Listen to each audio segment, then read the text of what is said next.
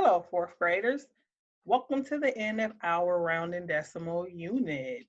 Okay, our I can statement for today is I can round decimals to the nearest whole number and justify my answer. So, nothing different. Much like the rest of the week, we started the week off with just rounding. We were given a number and was asked to round that specific number to the nearest whole number. We developed some action steps to help us. We built a vertical number line. We found the two whole numbers.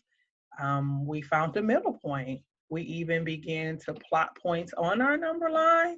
Those were our action steps. And then that led us to reverse rounding, where the answer actually was given to us and we had to determine what the original number was. And then that led us to learning of just a little, we took a little break, learned about Annie Easley, which is a famous African American mathematician. Then we left off with using mental math, just different situations, real world situations that could actually really happen to us. Like, how many of you have ever gone to the store, the grocery store, the corner store, and you purchase all these items, put them on the counter, and you had to come up with, about how much money will I spend? You didn't have time really to pull out a piece of paper and pencil to do the math, so you actually had to do some estimating in your head. So that's what yesterday's lesson was all about. So today we're just going to end up our unit or round off our unit by playing a little game. So all you need for this is, again, pencil, piece of paper. For this time to play the game, it's a board game. So you will probably need a couple pieces of paper. You'll need some number generators or dice. In the math world, we like to call them number cubes or number generators. You're gonna need three of those, and or playing cards will work as well. And if all else fails, if you don't have either, you can just use strips of paper to write numbers on. Yellow, pink, blue, whatever strip of paper you have, that works out perfectly. Because eventually you're gonna have to write numbers on them if you do not have number cubes or playing cards. You're also going to need some chips like bingo chips. If you do not have any of those, feel free to use coins like pennies or nickels, dimes. You can also use, my favorite is using food, cereal, like some Cheerio. You can always use like Cheerios as your bingo chips. Okay, so let's get started with the directions or the rules to our game.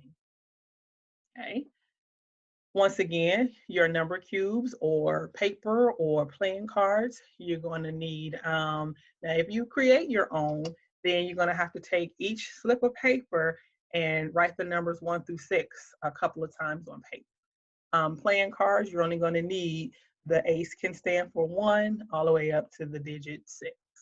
Coins, once again, some kind of counters. You can use Cheerios, you can use some pennies or nickels, and you're going to need the playing board, which I will show you in a moment. If you are unable to print out the board, feel free to use a simple piece of paper to write your board, okay? And I'll show you that in a moment. Okay, so here are the directions. Take turns to roll 3 number cubes. Again, the number cubes, you can flip 3 cards or you can pull 3 strips of paper. Create a decimal number by placing a decimal point after the first digit, much like this. Let's say I picked or rolled the number 2, 4, and 8. I'm going to build it by placing a decimal point after the first number. But the rules say you can place the numbers in any order. So for example, if you rolled a 3, 4, 6, you can use any of those combinations below to create your number. It's up to you. Number 2, round the decimal to the nearest whole number, much like we've done all week. But the most important part is justify your answer. If you're playing with a partner, tell them why you think that answer is. So if this is my number, 2 and 48 hundredths, I need to be able to tell you what this number is going to round to and why. That's a very important part. Place a counter on the rounded decimal on the game board. You can only place one counter on the board per play. And finally, the first player to have 3 adjacent counters in a horizontal, vertical, or diagonal line on the board wins the game. What does that mean? You're absolutely right. Your pieces or your numbers or your counters must be touching, much like bingo, much like bingo. You have to have three in a row, horizontally, vertically, or diagonal to win the game. Okay. You can refer to this at any time during the game. So let's take a look at the game board. Again, it can serve as like a bingo board. It's called round and roll. So what you'll need to do is take a piece of paper, create these rows and columns, much like you see them, using a regular piece of paper and pencil. Really easy, nothing fancy. And then begin to play your game. Okay. So I hope that you've learned a lot this week with rounding decimals. Really simple, nothing really technical or hard about it. Just remembering all the action steps that you need to take to do it mentally on a piece of paper. That number line is going to come in handy, especially when it comes to test time. You're going to need those strategies.